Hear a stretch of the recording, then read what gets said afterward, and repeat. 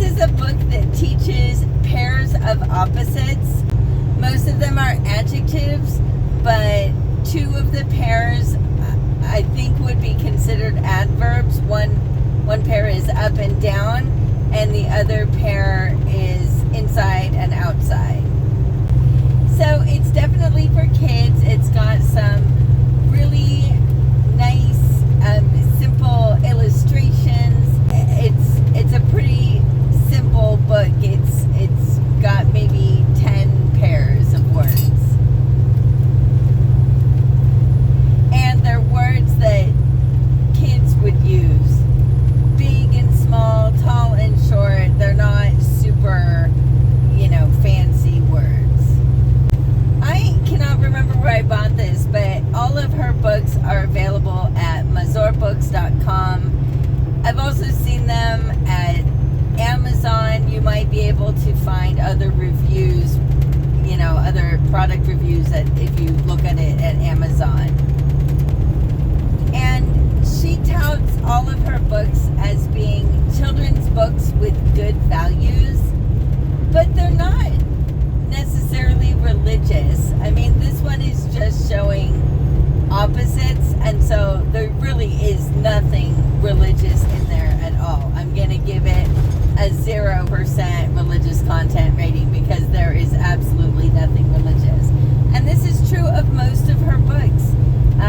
They're good values, but they're universal values. They're not necessarily Jewish or Judeo-Christian. They're good values for anybody.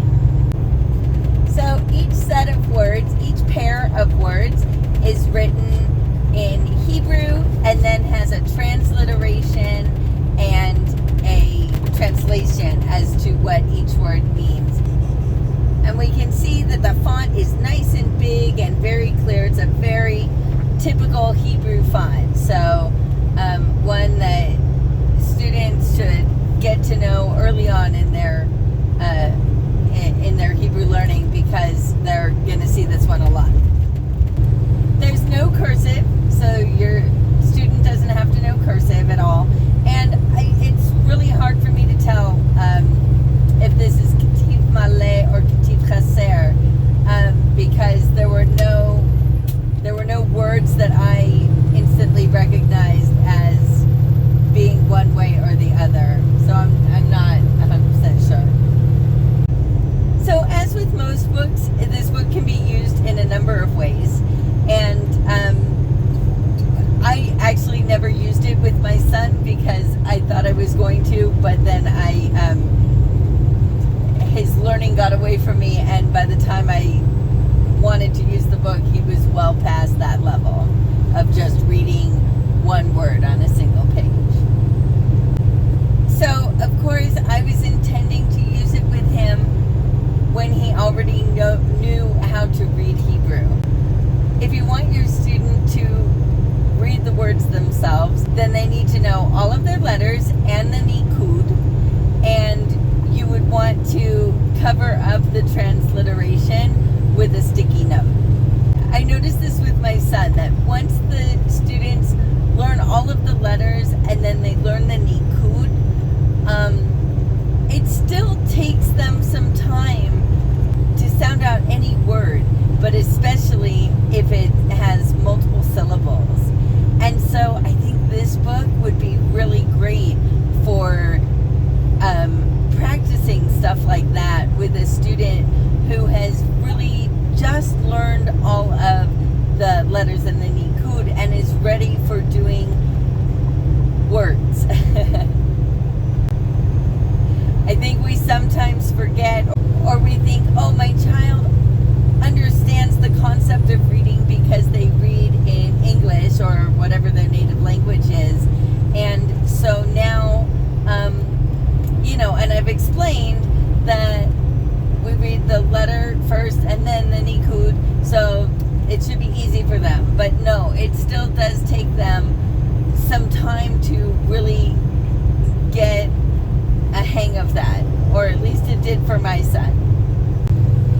And it's also great for, teaching them all of these simple vocabulary words that are great for them to know. I mean, big and small, weak and strong, up and down, these are all words that are really good to know.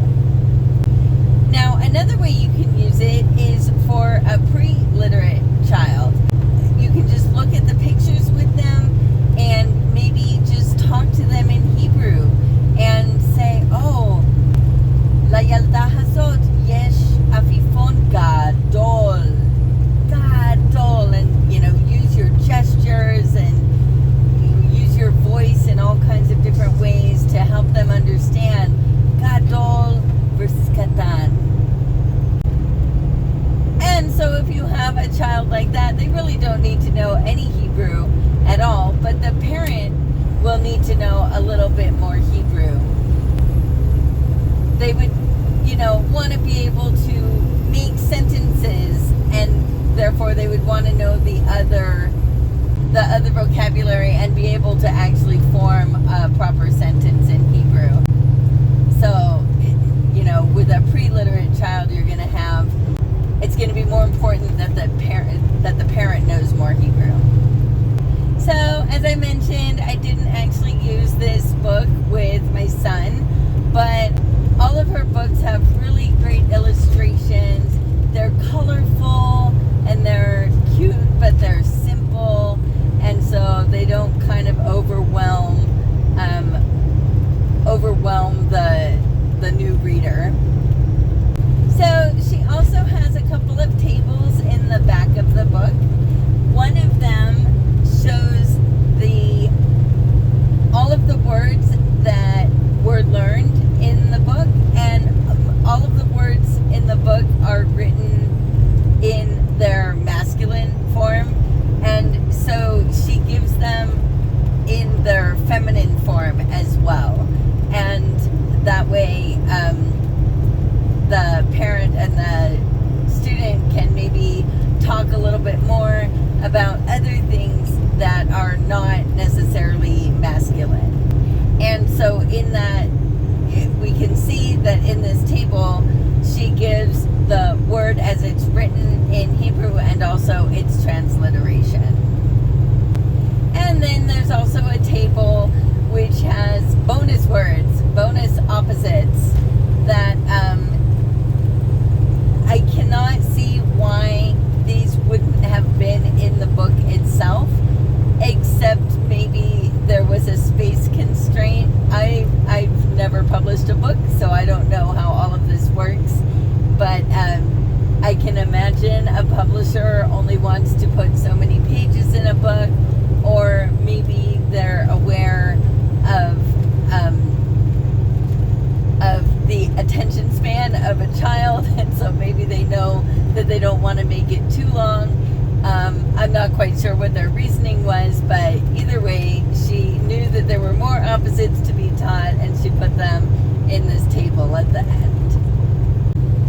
She also gives a little bit of extra information about the words at the very beginning of the book. She gives a guide to the transliteration, which her transliteration in this book is super, super clear. None of the words, I can't imagine anybody not being able to pronounce any of these words.